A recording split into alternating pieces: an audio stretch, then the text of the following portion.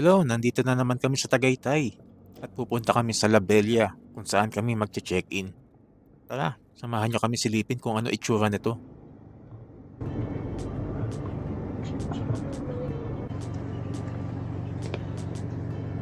Sir, ito mong vehicle pass, access nyo po sa parking, tsaka dito sa entrance. Lagi pong dala pag lalabas. Okay. Ito naman po sir, pinapatatakan lang yan sa butik hotel lobby bago po kayo mag-check out. Huwag nyo lang po iwawala parehas para wala kayong charge. Dito lang i-surrender. Pagka natatakan na po, pag check out po. Nasa checkout lang naman. Sir, diretso nyo po sir yung way na yan sa gitna, pekot lang yan, first building po, butik hotel. Ang parking nyo po, second building basement. Sir, ito po.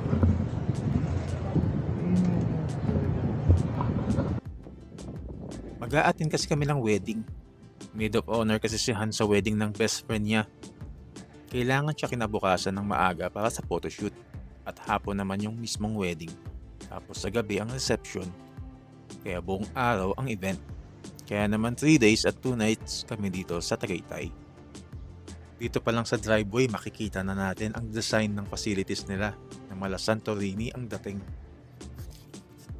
Low rise lang yung hotel pero malawak yung area. Tapos may mga restaurant din sila dito tulad nitong Mendiolas. Kaso hindi na namin masusubukan yung mga restaurant nila dito dahil magiging busy kami sa labas. Meron nga pala ditong La Bella Residences, so parang meron din ditong condo. At dito din ang parking ng mga naka-check-in sa hotel. Bigat. Hindi ba mo yan? Ano ba ito? Saan daw? Elevator na. Oh.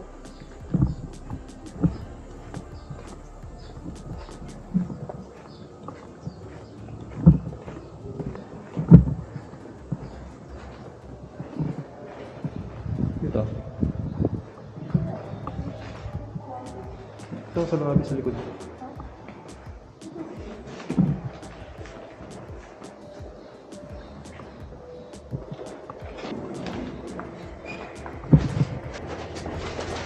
I-position mo yung parking. Top. Hindi tayo gagalaw. Bangalaw ba? Balong. Kaya.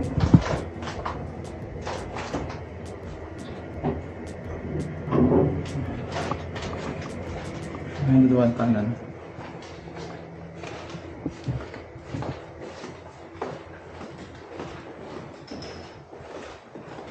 Malapit pa dito. Hindi.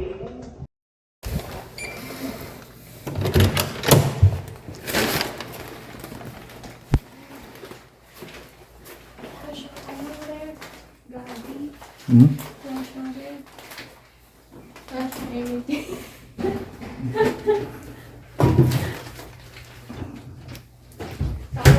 Ito meron. Ha? Meron. Meron?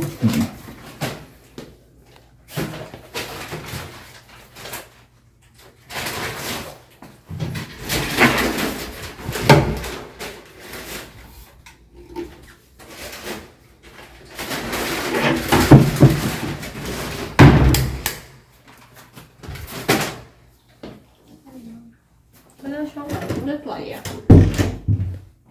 Meron. Ha? Ayun. Good. Oo, walang ilaw. Yan.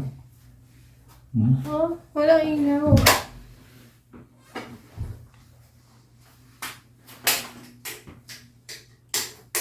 Oh. Baka may sinusuksok or something.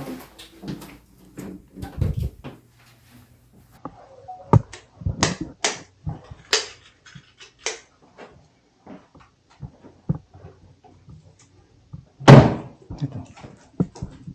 Wala kasi sa tabi ng ano eh. Okay. Okay. Good, good, good. May reklamo na ako.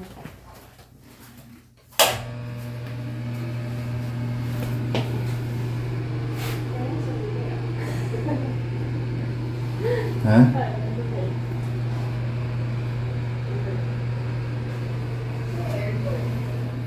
Lazy. Pero na? Naka pa. Ha? Gusto mo nilamot? Ano natin? Ano?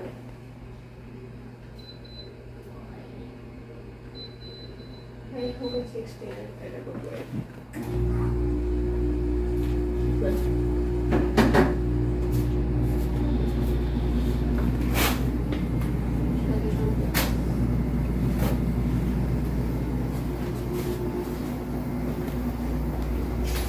Meron dito? Wala.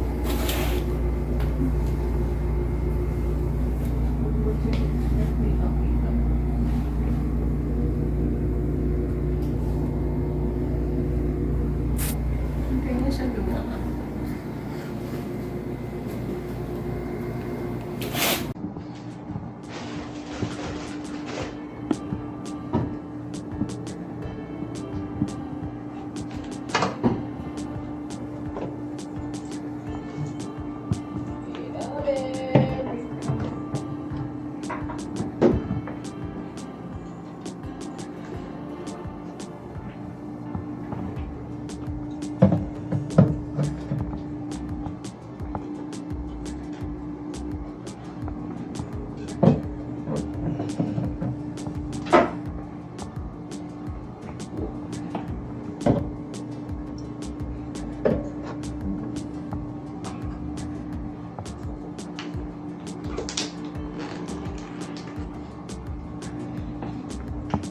Hindi nakakasya.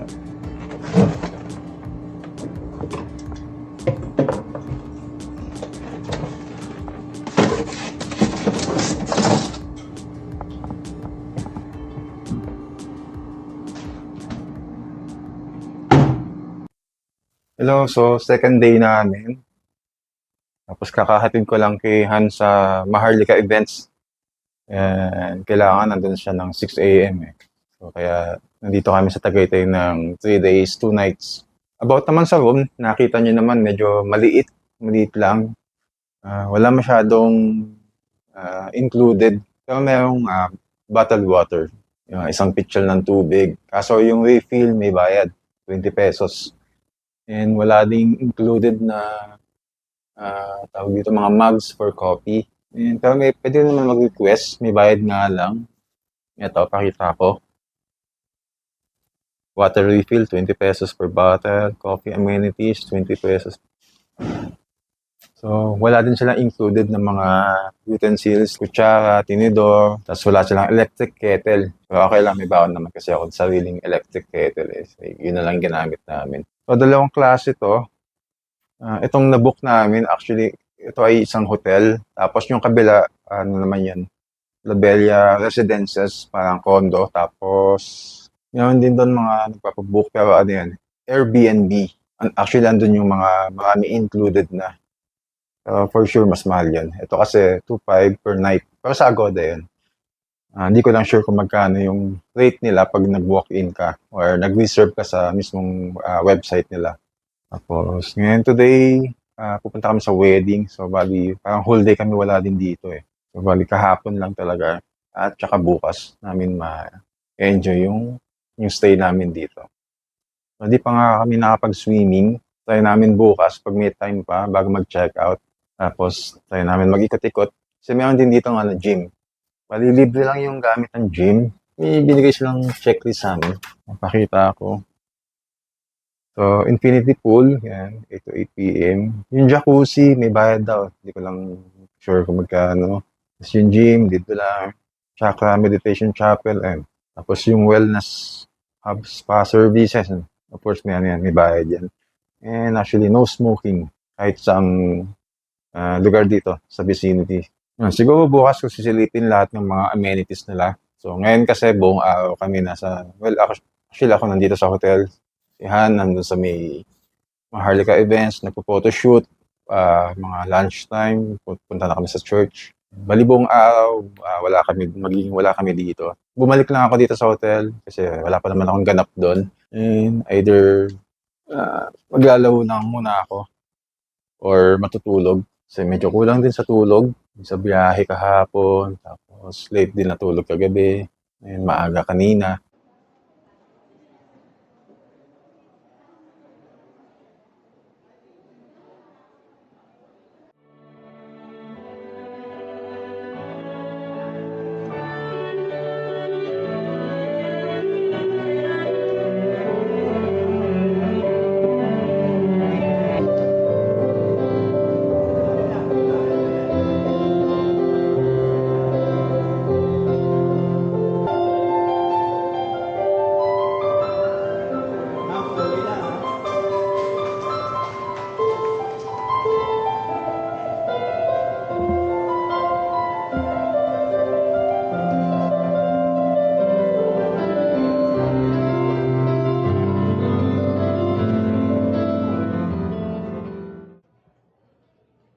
Nandito kami sa Calieruega Chapel. Maliit na simbahan lang pero maganda. Gusto ko sanang ikutin, kaso umuulan. At buti din mahina lang yung ulan. At nagawa pa yung photoshoot nila sa labas ng simbahan.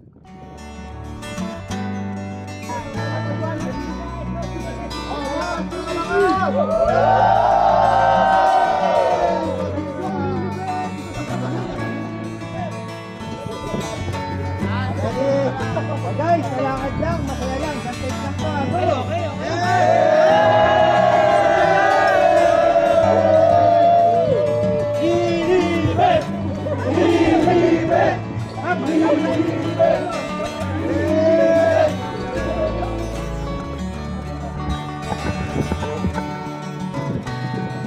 Picture mo na lang kami, Justin.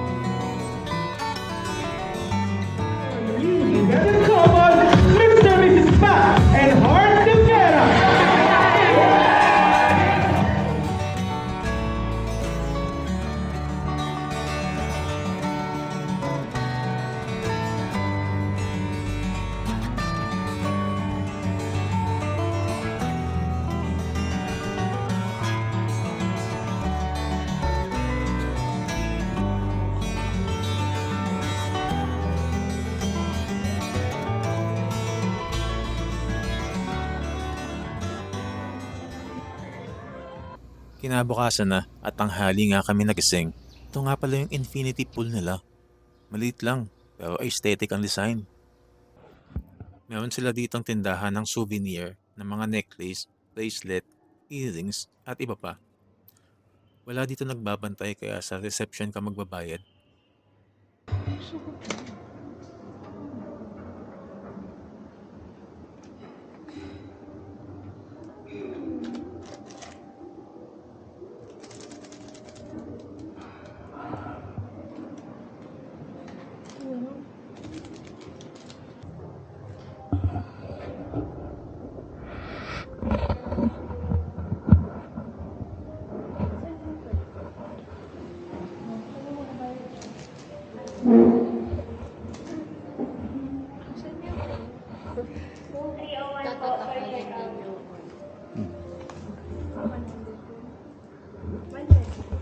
Ito yung lobby nila.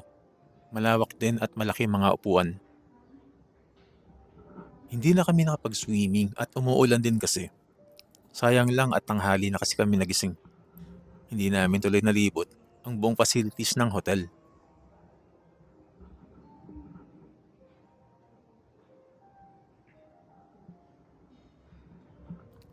Mukhang maganda tumambay dito pagka maganda ang panahon. Sa ngayon kasi maulan, kaya mapag ang paligid.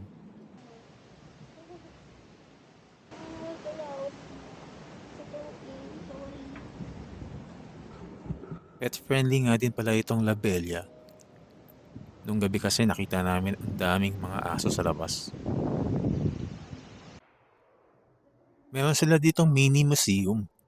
Dito lang yan sa ground floor, tabi ng swimming pool nila. Ito na lang yung naikot namin sa La Bella. Masasabi kong maganda naman yung facilities nila kahit hindi ko na nakita yung iba. Yung ambience din kasi yung kanilang pinaka-selling factor. Medyo nakulangan lang ako dun sa room namin. Tsaka local channels lang din kasi yung meron sa TV nila. Wala yung mga tulad ng HBO, Star Movies. Maganda siguro kung smart TV yung ginamit nila. Wala man cable, meron ka naman choice na makapag Netflix or YouTube. Dahil may free wifi din naman sila sa room nila. Although studio type lang yun, yung kanilang pinakamurang room. Baka mas maraming included yung mas mahal na rooms. Itong room lang naman ang kinuha namin dahil kailangan lang talaga namin ng matutulugan.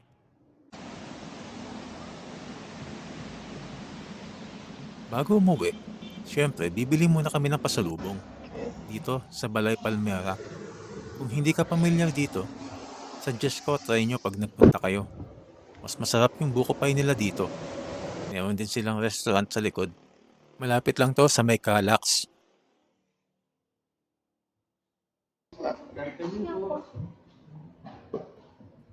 Tulad ng iba, madami din silang ino-offer na pampasalubong. Maaliwalas at malinis din ang paligid.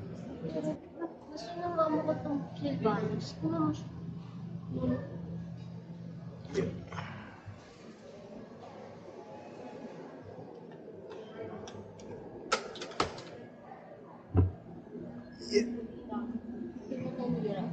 Hmm?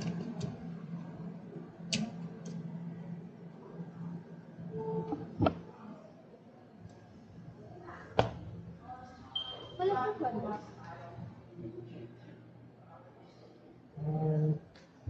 Ayan. Mukha bang buko? Oo. Ikaw di ba bukas?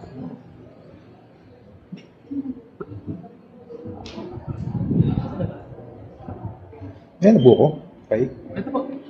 Hmm. Ilan po, sir? Dalawa. Gusto ko na po mag-iwalay po. Magkaiwalay. Okay po.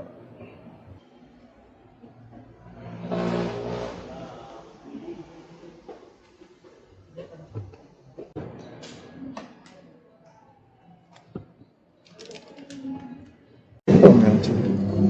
Ayan ni ate. Hindi, ito. Ah, ito. Ayun sa'yo. Kuha ka din ng card. Okay na po ito. Nasa po.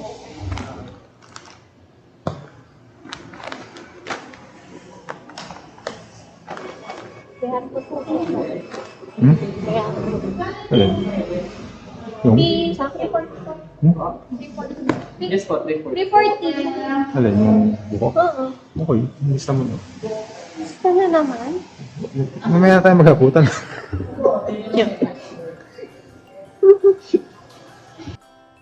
Dito makikita mo na malinis ang kanilang kitchen. Kaya makakasiguro ka na malinis ang mga products nila. Pwede mo din dito panoorin kung paano ginagawa ang buko pie nila.